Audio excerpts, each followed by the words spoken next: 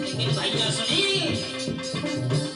जब बीच लगी फुलवारी सैया में कोयल बोले कारी हो राजा में कोयल बोले कारी।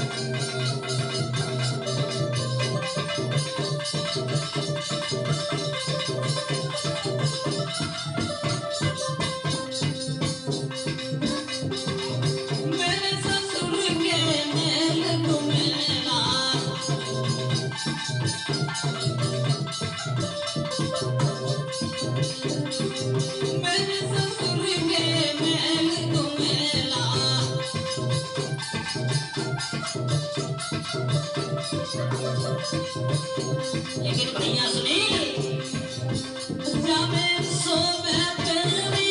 प्यारियों सजन में कोयल बोले कारी हो राजा में कोयल बोले कारी।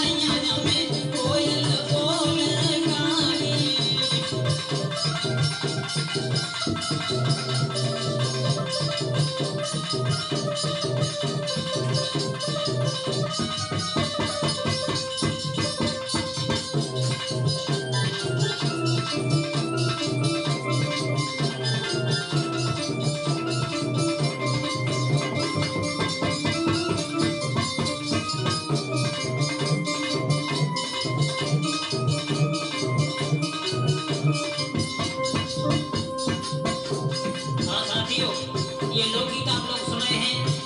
शास्त्री शिवरेश मानवलाल की आवाज में आरएम एंटरटेनमेंट कंपनी मैनपुरी के फुल सौजन्य से उसके ग्राम राजा रिकॉर्डिंग करता भैया मोहित वजी और हमारे साथ ढोलक पर संगीत कर